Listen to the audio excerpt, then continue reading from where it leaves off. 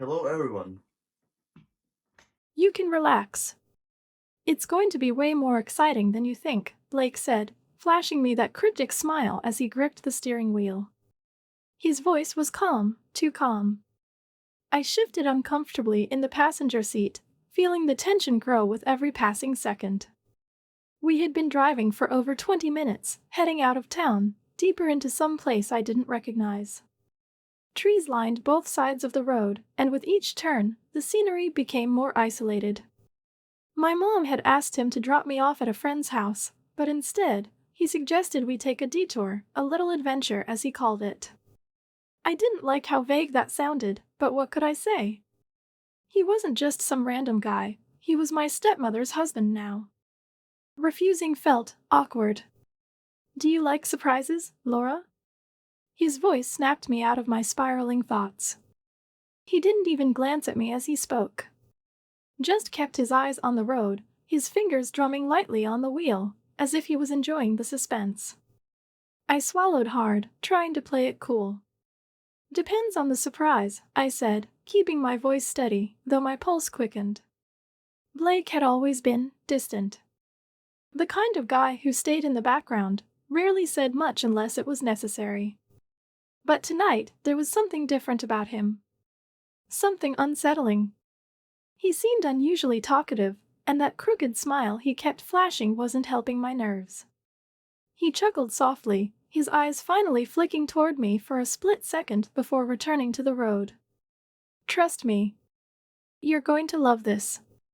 Love what? Where the hell were we going? I glanced at my phone. No signal. Of course. We were too far out for any bars to show up. Great. I thought about texting my mom, but what would I even say? Hey, your new husband is taking me God knows where in the middle of nowhere. Is this normal? Yeah, that didn't feel right. Instead, I shoved my phone back into my bag, deciding to wait it out. Maybe I was overreacting. Maybe this really was just some innocent, spontaneous trip. But deep down, something didn't sit right. The road narrowed, the trees now looming over us like silent watchers. Shadows danced across the windshield as the headlights cut through the dark. My anxiety was building, but I didn't want Blake to notice. I forced myself to stay calm, even though everything inside me screamed that something was off. After what felt like an eternity, he finally slowed the car down and turned onto a dirt road. The tires crunched against the gravel as we pulled up in front of an old, abandoned cabin. The place looked like it had been pulled straight out of a horror movie, wooden walls covered in ivy, broken windows, and an eerie stillness that made my skin crawl. Blake killed the engine and turned to me with that same infuriatingly calm smile. "Where's here?" "Here?" I asked, my voice sharper than I intended. I couldn't hide the unease anymore. "What is this place?" He unbuckled his seatbelt, opening the door as if we were just casually stopping by a friend's house. "Come on, I'll show you something. Don't be so tense." I stayed rooted in my seat for a moment, debating whether I should follow him or not. Every instinct told me to stay put, but something about the way he moved, so sure of himself, made me curious. Against my better judgment, I opened the door and stepped out into the cool night air. The wind rustled the leaves around us, and for a brief second, I thought I heard something moving in the woods. I turned quickly, scanning the darkness, but saw nothing. Just trees. Lots of trees. Blake was already walking toward the cabin, his footsteps crunching against the gravel. "You coming?" he called over his shoulder. I hesitated but followed. The closer we got, the more I noticed how weirdly clean the place looked, despite its abandoned exterior. No dust, no cobwebs. As if someone had been here recently. Maybe often. Blake opened the door, and I caught a glimpse of what looked like a cozy living room inside. A fireplace, a leather couch, and a coffee table with an unopened bottle of wine sitting on top. The contrast between the creepy exterior and the inviting interior was jarring. I trailed off, not sure what to say. Where your mom and I used to come, he said, answering the question I hadn't asked. Back when things were different. Different? What did that even mean? Before I could ask, he picked up the wine bottle and grabbed 2 glasses from a nearby shelf. Wine. I blinked. I don't know if that's a good idea. Relax. It's just a drink. Besides, you're not a kid anymore, are you? His words hung in the air, heavy with implication. I wasn't sure what he meant, but the way he said it made my heart race. There was something strange in his tone, something that made it hard to breathe. I felt trapped. This wasn't just a friendly outing. There was more to it, something unspoken lingering between us. Just 1 glass, he said, pouring the wine without waiting for my answer. He handed me a glass, his fingers brushing mine for a moment. The contact sent a shiver down my spine. I took the glass, mostly because I didn't know what else to do. He raised his own glass, smiling that same cryptic smile. To secrets, he said. I stared at him, the unease in my chest growing. This wasn't just a detour. It was something else. Something I wasn't ready for. And I had a sinking feeling things were about to get a whole lot more complicated. The car came to a halt in front of an old cabin, tucked deep in the woods. It looked abandoned, windows slightly cracked, ivy creeping up the walls. The kind of place that had seen better days. Blake stepped out, shutting the door behind him with a soft thud before gesturing for me to follow. Come on, he said, as if this was the most normal thing in the world. I hesitated for a moment, scanning the empty surroundings. There was no one around. Just us, the cabin, and the dense forest stretching endlessly in every direction. A cold breeze rustled the leaves overhead, sending a shiver down my spine. What are we doing here? I asked, trying to keep my voice steady, though the unease was impossible to hide. Blake turned, his expression softening in a way that caught me off guard. I wanted to show you this place. I used to live here, a long time ago, he said, his tone laced with nostalgia. Your mom and I came here a few times, but she doesn't like coming anymore. There was something about the way he said it, like this place held memories he wasn't ready to let go of. Memories he didn't want to face alone. Against my better judgment, I followed him up the creaky wooden steps and through the front door. Inside, it was nothing like I expected. It wasn't some rundown shack filled with cobwebs and dust. It was warm. Clean. The air smelled faintly of wood and smoke, like the fireplace had been used recently. A leather couch sat near the hearth, and a coffee table stood in the center of the room, a single unlit candle resting on top. Blake moved to the corner of the room, where a small bar cart stood. He picked up a bottle of wine and 2 glasses, pouring a generous amount into each. Without asking, he handed me a glass. Wine, he asked casually, as if this was just another evening in. I took the glass, more out of confusion than anything else. I don't think I should. It's just 1 glass, Laura, he said, his voice low, almost soothing. You're not a kid anymore. Those last words hung in the air longer than they should have. You're not a kid anymore. They made my stomach tighten, not out of fear, but something else I didn't want to name. I took a sip, the warmth of the wine doing little to calm the storm inside me. We sat down near the fireplace, the flickering flames casting shadows on the walls. For a while, neither of us spoke. The silence should have been awkward, but it wasn't. It was tense, heavy, charged with something unspoken. I could feel Blake's gaze on me, even when I wasn't looking. You've changed, you know, he said suddenly, breaking the quiet. His voice was soft, thoughtful. You've grown up. I never really noticed it before. The words sent a jolt through me, though I couldn't quite explain why. There was nothing inherently wrong with what he said, yet it felt too intimate. Too close. I turned my head, avoiding his eyes, but I could still feel the weight of his stare. Things change, I muttered, not sure what else to say. Blake leaned back in his chair, taking a slow sip of his wine. He didn't respond right away, just let the silence stretch out between us again. And in that silence, my mind began to wander, spiraling into thoughts I didn't want to have. There was something about this whole situation, being here alone with him, in this secluded cabin, drinking wine by the fire, that felt dangerously forbidden. I shouldn't be here. I knew that. I knew I should have insisted he take me home. And yet, I didn't move. Didn't speak. Just sat there, sipping my wine and wondering how I had ended up in this strange, tense moment. "You're quiet," Blake said after a while, his voice cutting through my thoughts. "Something on your mind?" I shook my head quickly. "No. Just thinking." He smiled faintly, setting his glass down on the table. "Well, don't think too hard. We're just here to relax. That's all. Relax." Sure. Easier said than done when every instinct told me something about this wasn't normal. But I couldn't deny it, there was a small, growing part of me that didn't want to leave. A part that was curious about what would happen if I stayed.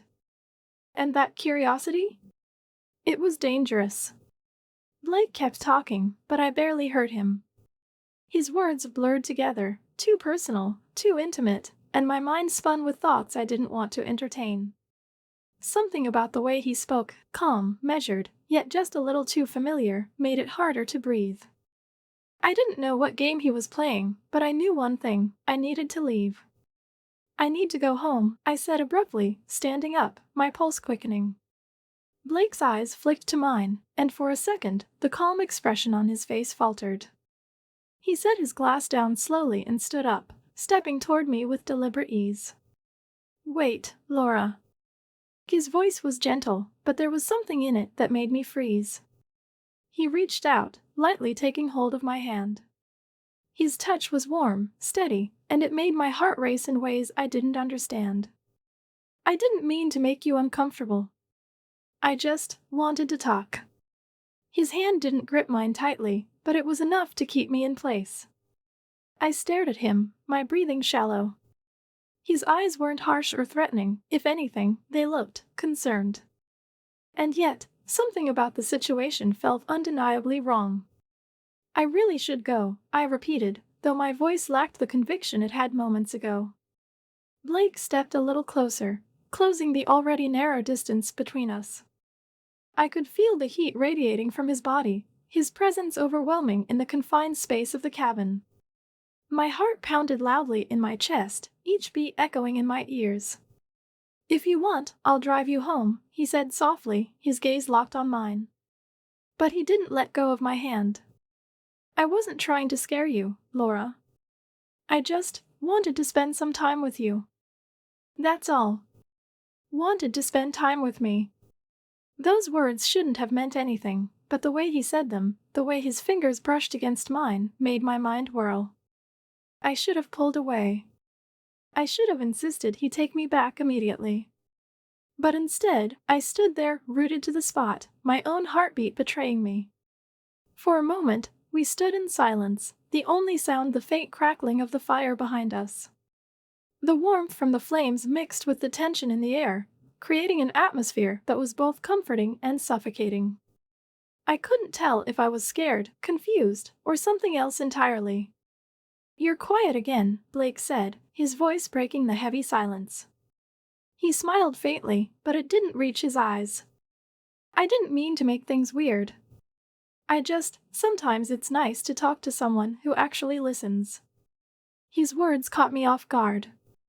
There was something genuine in his tone, something that made me hesitate. Maybe he wasn't trying to be inappropriate. Maybe he was just lonely. After all, he and my stepmom hadn't exactly been getting along lately.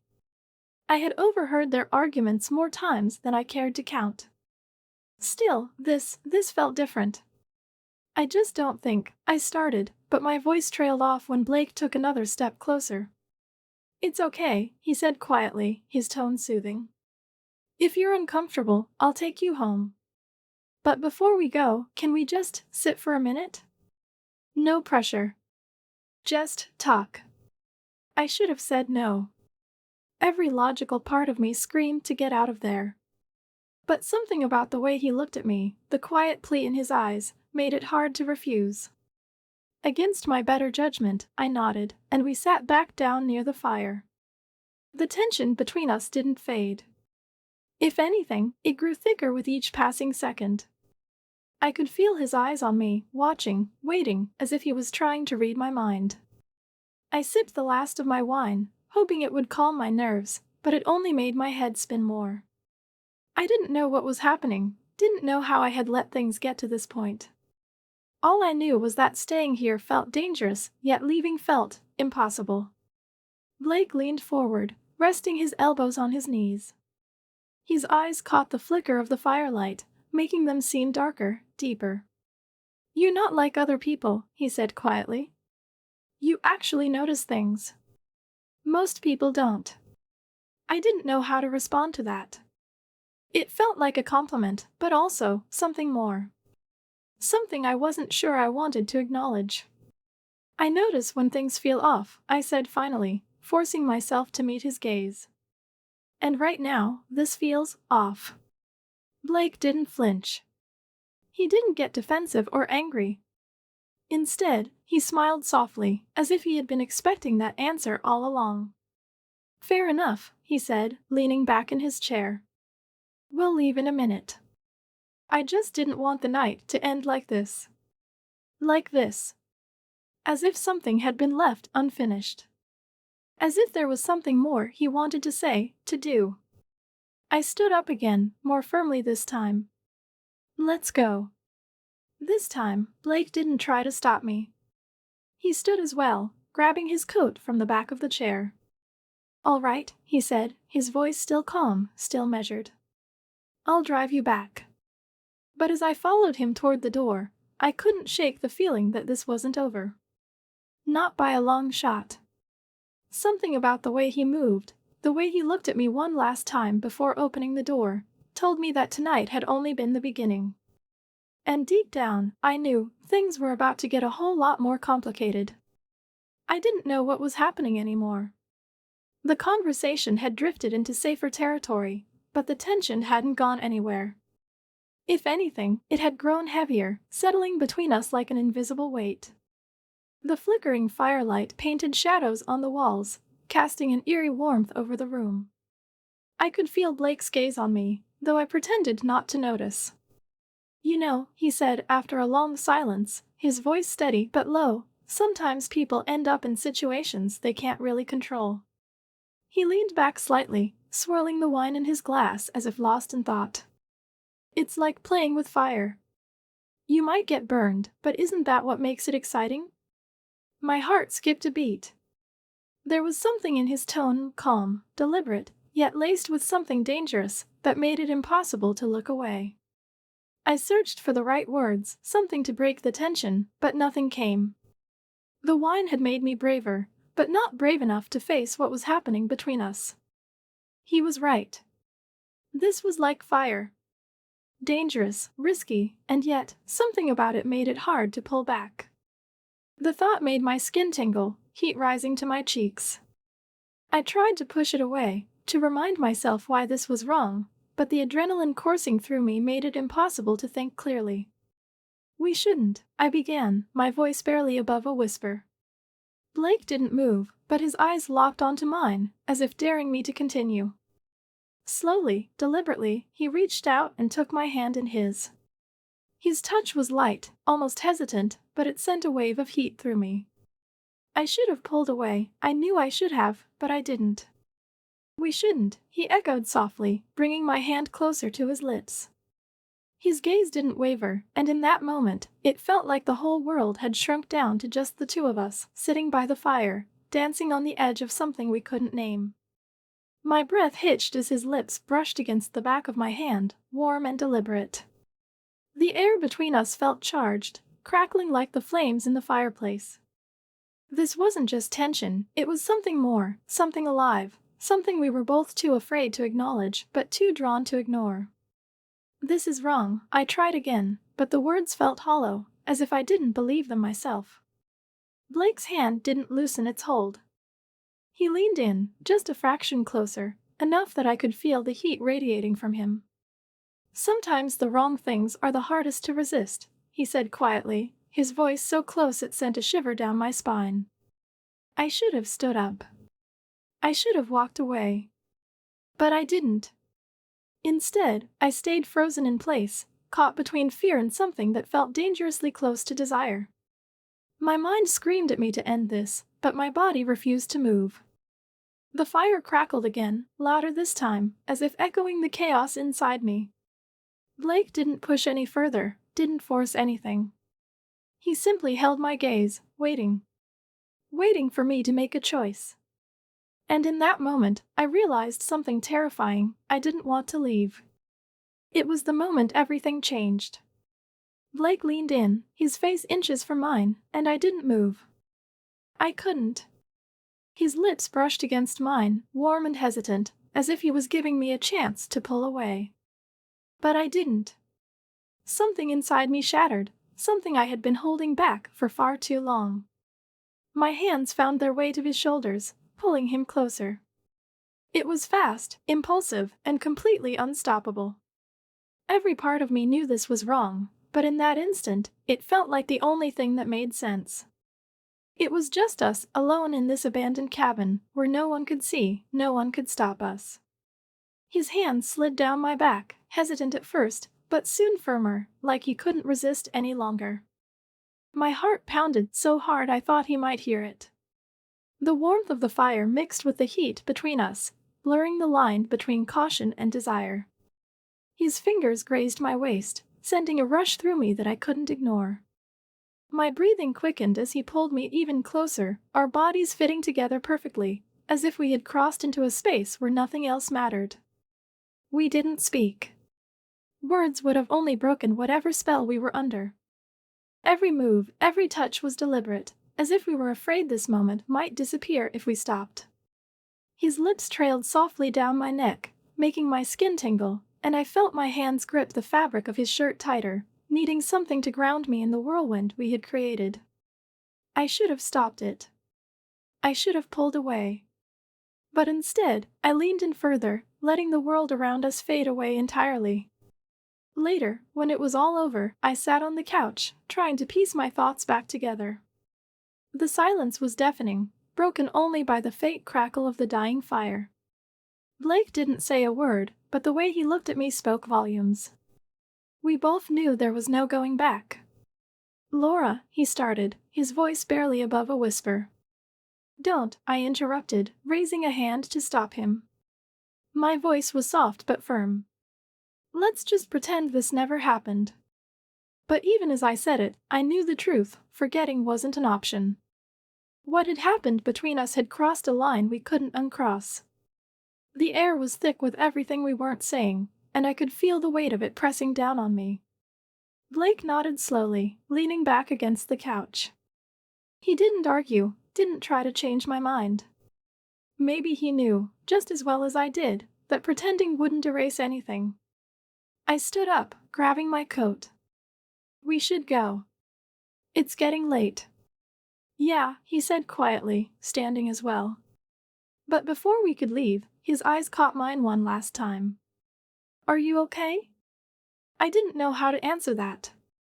Was I okay? Nothing felt okay anymore. But I forced a nod, hoping it would be enough to end the conversation. As we stepped outside into the cool night air, I felt the weight of everything settle on my shoulders. This wasn't over. Not really. The tension between us hadn't disappeared, it had only grown stronger, more complicated. And deep down, I knew this was just the beginning. End. Or is it? Now, here's the real question. What would you have done in my place? Let me know in the comments.